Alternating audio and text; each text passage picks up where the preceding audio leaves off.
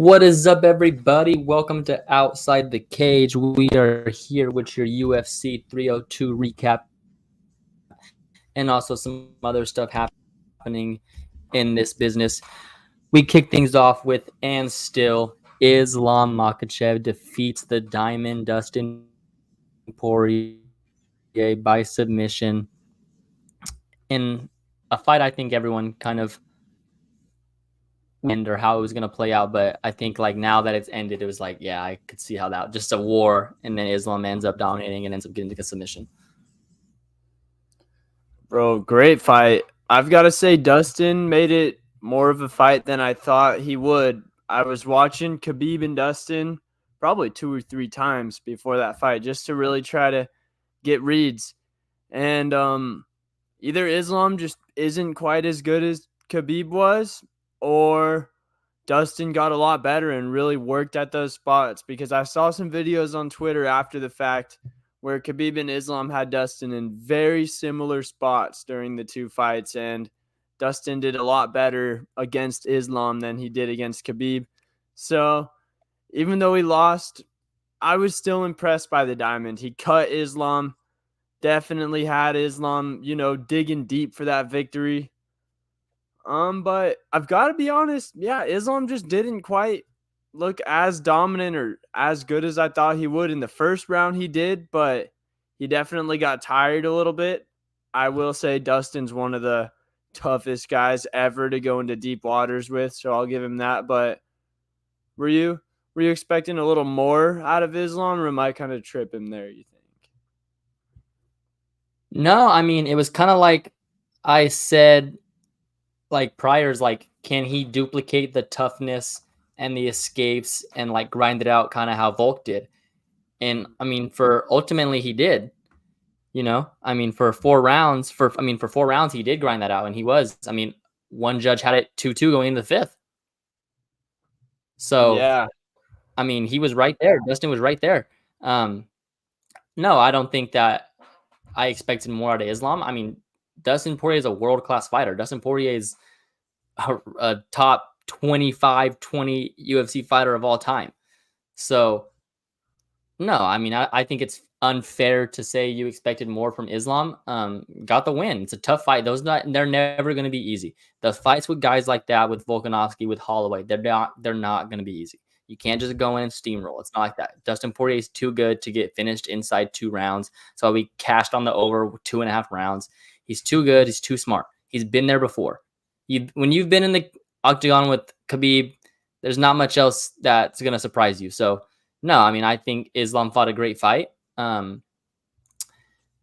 just think that we have to give credit to where credit's due, and Dustin is really good. So I don't think it takes away anything from anybody. Well said, well said.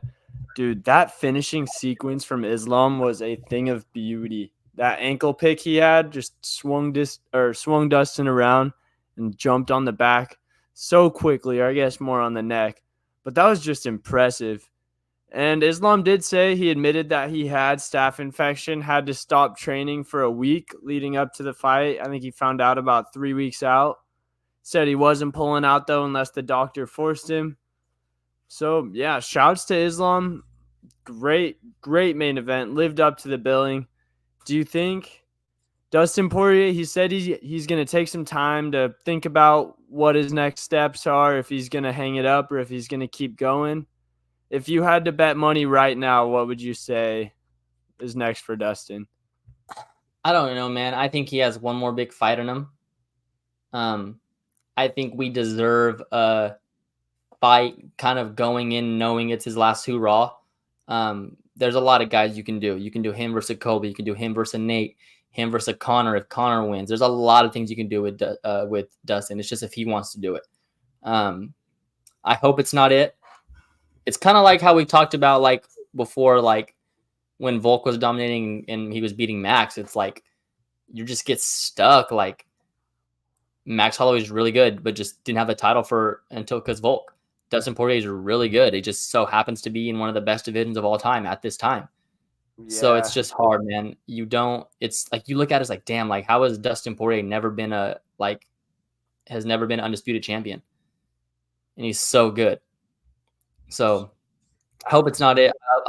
I would love to see him fight a Nate Diaz, a Colby Covington, obviously a Conor McGregor.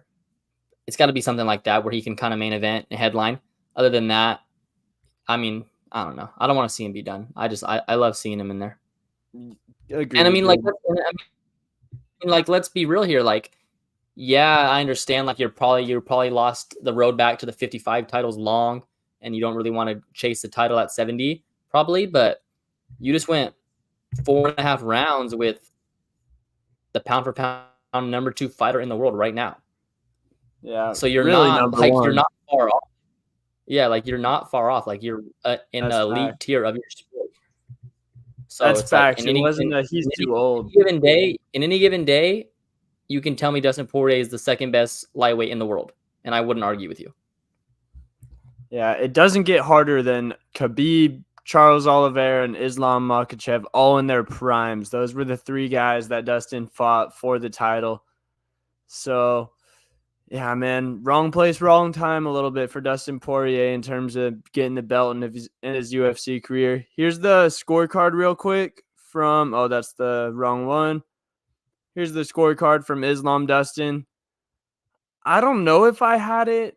I agree with Sal D'Amato. I probably had it 3-1 for Islam with Dustin winning that 4th round. But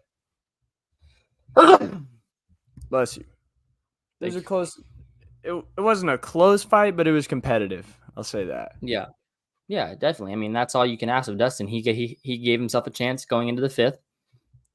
So you never know what could have happened there. He when he cut him, I thought he was going to have some action there. Dude, those last 5 minutes, it felt like something special was about to happen. When Dustin stepped away from the seat back up into the center, I was like, shit, man. Even if I did lose my bet right now, I wouldn't even be mad. I cashed my Islam by sub bet. It was a sweat, but he came through for me in the end. I thought it was kind of hopeless after Islam had his first round, or had his back in the first round with like 4 minutes to go, and he didn't sub him. I was like, damn, Dustin's just not getting subbed again. But those tags are just too good. How about the co-main event? A little underwhelming, but I think it's both kind of how we predicted this fight to go. That is how Sean Strickland wins his fights. A lot of people think he's some brawler just because of the way he talks, but he's really not. He's a technical striker. He's more defensive than anything. I mean, you see when he does take chances, like at the end of the fight, he can be entertaining. He can drop people, but I think he knows that he doesn't have the greatest chin, and if he's trading with people, most of the time he's going to get dropped first. He knows where his strong points are, so you can't really fault him for it. It's on the other guy to take the fight to him. Especially for like the guys he's fought. Like, he can't stand in there and trade with Costa. He can't stand in there and trade with Rodriguez. Like, I think that people don't give him enough credit because of how he talks and the way he acts. He just comes off as like kind of an idiot, but he's super high fight IQ. Very, very high. He just has so much feel in there. He just does it. All he does is fight, so he just has so much feel in there. I got to throw this scorecard up because I was tripping balls when they read this off. And they said 49-46 Costa first. Yeah. That was insane. The other 2 judges had 50-45 Strickland, 49-46 Strickland. I don't think Costa won a round in there. You could have made an argument for that first round, but having Costa winning every round except for the 5th is absolutely nuts. I don't know how you could come to that conclusion. Yeah, the judging all night, man, was not it. Crazy. Yeah. I saw someone said it was crazy we didn't really have any robberies. There was a lot of wild split decisions. Because it's only one person. There's only one person. Like, fuck. Everyone else, because it was so bad. The 2 had it the right way, and the one was just on rogue. Dude, thank gosh, man. I think Joe Rogan has a good point about having more judges. Like, say there was 7 judges or 11 judges, and it just had to be more than half is who wins the fight. Just so if there is one guy like that in there, or even 2, you could still weed him out. So I think that's a solid thing to consider. I guess they'd have to shell out a little more cash, but there's plenty of that going around in the fight game right now. Yeah, I mean, it's just hard, but like, I don't know. And it's also just like, okay, we saw how he judged it. Now he just never gets to judge again. Like, that's bullshit. Or you have to, like, there has to be, and I don't know this if there is or not, there has to be like a head guy of all the judging or whatever. Like, bro, like, let's sit down and watch this round and explain to me how you had this Costa winning this fight. Yeah, like I know NFL and NBA referees, they have meetings after their games where they basically watch films on themselves with people from the league, and they do get critiqued on what they do wrong. So that's 100% what they should be doing, trying to take steps in the right direction. I believe that the commissions are the ones that employ the judges, and that goes state by state. So there's Yeah. not one overseeing body, which kind of sucks.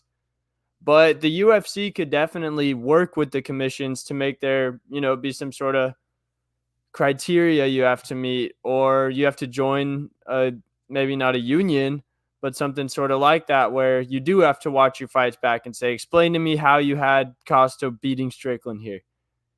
Yeah. So, and like we always say, we're in Put those dudes on the interview panel. Go interview them after the fights. What did you see there? How did you have Paulo winning that fight? I would love to hear what they say.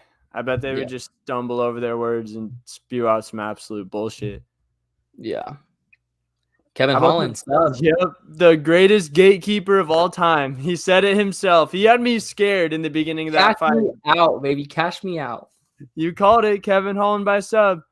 Dude, Mikel had me terrified when you dropped him, but it didn't really look. It looked more like a Charles Oliveira type drop where Kevin Holland was cool to go on his back right there because he looked like he was with it the whole time. He got a hand up right away. He dodged the next strike that Mikel threw after he dropped Kevin. And then Kevin immediately just started hunting for a submission. Mikel, he said he didn't tap. It didn't really look like he did, but at the same time, his arm was in a terrible direction. So yeah, I think at that point, it's just the referee protecting a fighter from his own toughness. Yeah, maybe me and Herb had the same bet there. Hell yeah. But yeah, what did you think for the card overall? Not any knockouts. No, first time in a while. Yeah, maybe ever. A couple of submissions. I thought the fight of the night was Mickey Gall versus Basile Hafez.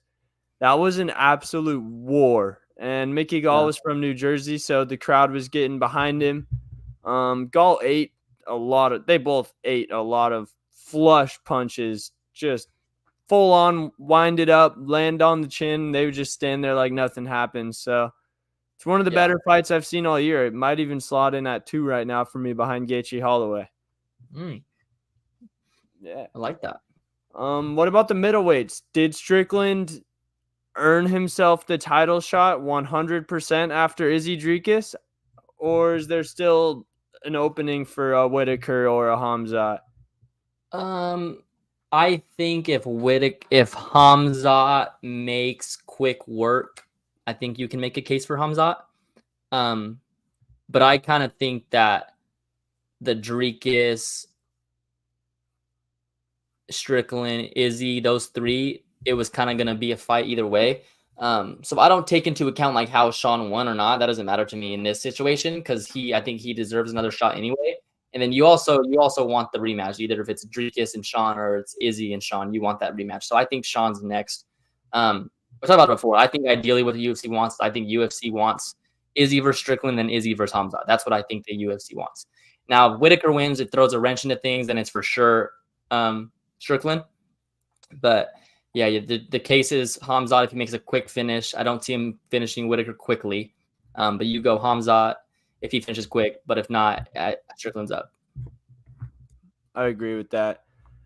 I still think a guy we've got fighting this weekend, he gets no recognition, but if you look at his record over the last 5 years, it's just as good as any of these guys. Jared Cannonier, he's a dark horse. He had one boring title fight, and they want to banish him to the abominable wasteland forever. Yeah. But I think he has action. How about some more action going on? The press conference in Dublin, Ireland for Conor McGregor versus Michael Chandler was canceled suddenly. It's got the whole world, the whole MMA world up in arms. Is the fight getting canceled? There's been rumors flying around. Yeah. Ariel Helwani stirred the pot by saying that he heard the UFC's they've been throwing out feelers, is what he said. If anyone would be willing to step in for that main event slot on International Fight Week, which obviously they'd be able to find people to do that. I'm not going to lose hope yet. Yeah. I wanted to ask your thoughts on the whole situation because you know me, this is your expertise here. This is what you do. But before you go on and you give me your theory, I got a question. When they say they're putting out feelers, is it whole new fights? Is it we have to find someone to replace Conor? We have to find someone to replace Chandler? Like what are they trying to find feelers for? We didn't get any more information than feelers. That's all Ariel said. But people were connecting dots. Since Dana White said they're working on a new BMF title fight, he said that in the post-fight presser right after 302. Some people were suggesting maybe they do a Max Holloway versus Michael Chandler for the BMF or something like that. I don't really see that on the cards because I think if it's International Fight Week, you have to have a title fight if it's not Conor McGregor. I agree. I think Max versus the right person in the BMF slot would do the trick, but Michael Chandler's just not. So what do you think? What do you think? Conor's not it? Conor's out? I still think he's going to fight. I don't know why they would cancel the press conference in Ireland. They said they were rescheduling it, so we'll see if it actually does. My thing is this. If it was just canceled because some out the blue shit happened and the fight was still on, why don't you just come out and say the fight's still on? We just cancel the press conference. So that something tells me the fight's, as of right now, the fight's not on. I hope not. Yeah. Guy, I never believe he's gonna fight until he's in the octagon. Every time he does this, I never believe it. I never believe it until he's in the octagon. I'm done. I was done a couple years ago, like getting excited, and then he backed out or wouldn't sign the deal. I wasn't doing that no more. So I already know. So it doesn't bother me one bit. I expect this. You're right. You never did have your hopes up until he makes weight, at least, I would say. But fuck, man, I wanted to see Conor, not even because like I think he has a chance at making a title run or anything like that, but I wanted him to go out on top, or at least go out with a better fight than breaking his leg. Either go out on his sword or go out with a W. Michael Chandler's got to be sick to his stomach right now because he had so much buzz going before He waited. Yeah, I'm sure he still made some money from coaching the Ultimate Fighter, but he would have a couple 50K bonuses mixed in there by now. He had one for every single fight he's had so far. Brutal. We're gamblers, though. Can't say we wouldn't have done it. Yeah, exactly. You don't know unless you're in that spot. Let's talk about the show that these two starred in last. Apparently, Tough aired tonight or is airing currently. I have no clue about it. Shevchenko and Grasso. I don't even know the divisions. I don't know anything. Terrible marketing. No one knew. I'm not gonna say terrible coaches, but we could have done something different there. Yeah. So I tuned in. It was going on right before we hopped in the air right now. So it's an international type thing. Most of the fighters are from other countries. I think there's a few from America on there. And it's two guys divisions. We've got 185 and 145. So I like that. Good divisions. Guys seem pretty cool. No guys with loose screws, it seems like. Everyone seems pretty locked in. They're there to feed their families or follow their dreams. It sucks because the show has lost a lot of buzz. I still like it for what it is. I say it all the time. I'm an easy customer. If you give me some solid fights, some cool training footage, and a couple backstories. Yeah, I think it's unfair for people because they want it as a reality show. Mm-hmm. I'm kind of in that same boat too, where I was kind of underwhelmed with the Conor and Chandler season, but it's like I thought about it, like, why were you underwhelmed? It's like, well, I thought it'd be more entertaining. Well, like, it's not a reality show. Either shit was gonna pop off or it wasn't, and just didn't pop off. Like, there's nothing wrong with that. So I understand it, but I just think the marketing could be better. And like we talked about last time, like I think the reason that I'm kind of off Tough is because winning Tough used to mean something, and you were like on a pedestal and you were on the next. But now if you win it, we don't hear about you. No, Brian Battle's probably the best recent Tough Yeah. winner from the last 5 years, and he's solid, but I don't Like think anyone. Where's Muhammad Usman? Yeah, facts. Or shit, I can't even remember a lot of their names. Killer Miller, she hasn't had a Yeah. great start at all. Brad Katona fights on the prelims on Saturday. Yeah. Um, I think Dana White Contender Series is a main reason that the Ultimate Fighter doesn't get as many top prospects now. Because Yeah, why that, go and that's through the that's the whole? thing too.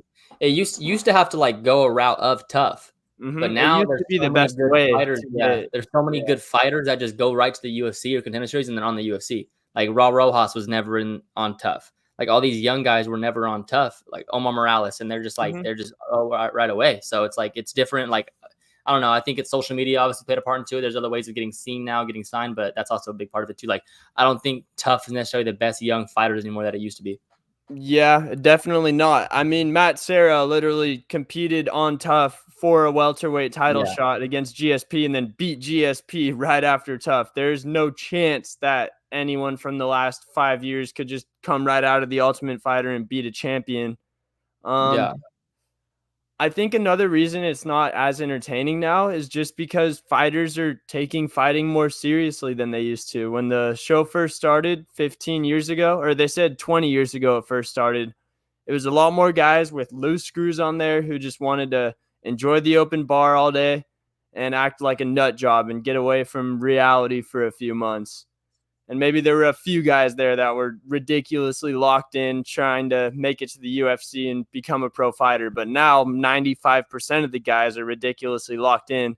So they're not going to be acting all crazy in the house, fighting each other, pulling insane pranks, doing all that entertainment stuff that really made the show what it was. So I hope there's still a small little slot for Tough. Maybe they'll try to find kind of a niche. Like even guys like Suga or a Bo Nickel, if there wasn't Dana White Contender Series, they might have looked at the Ultimate Fighter as yeah, the number one way to get popular and get on the map, and they might have went and done it.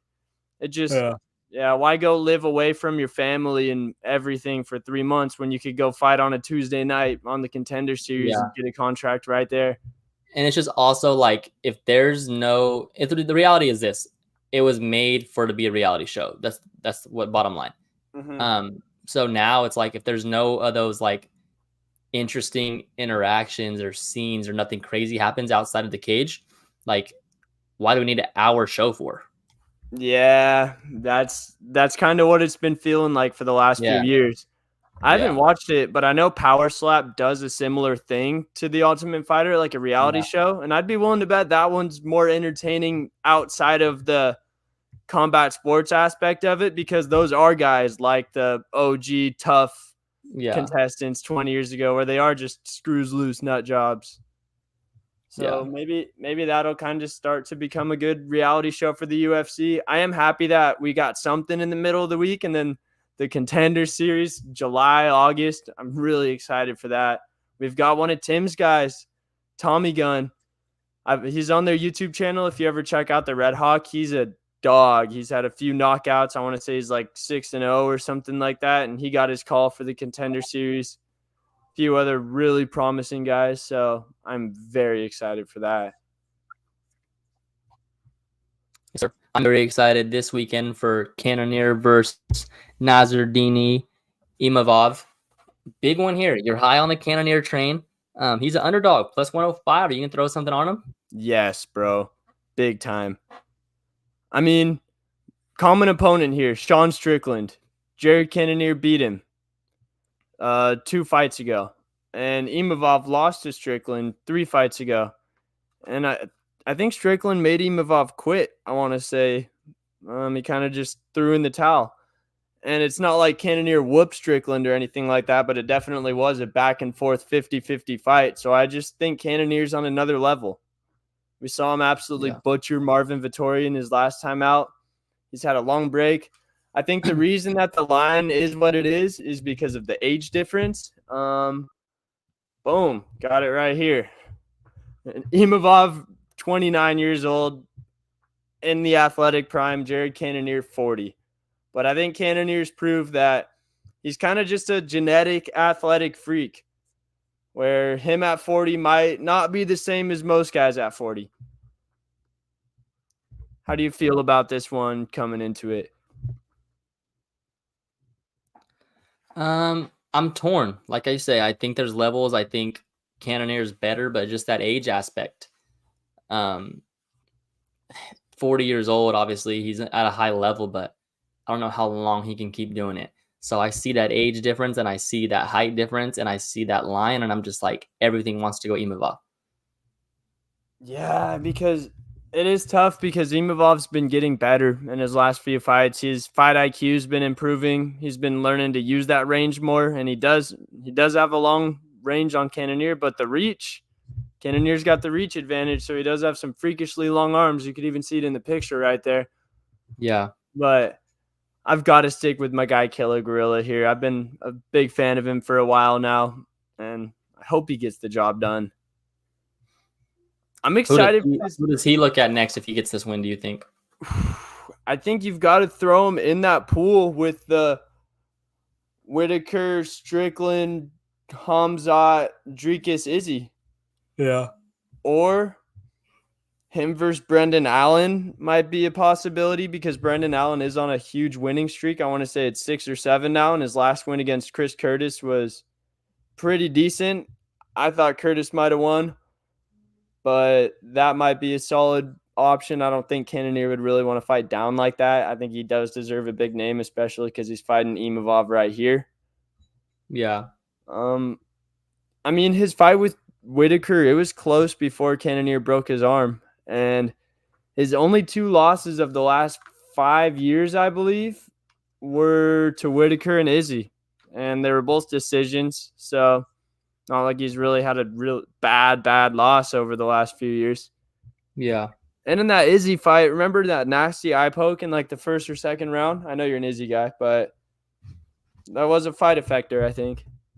Yeah, I was with the punch. I guess we'll never know. I am excited for the return of Dominic Reyes.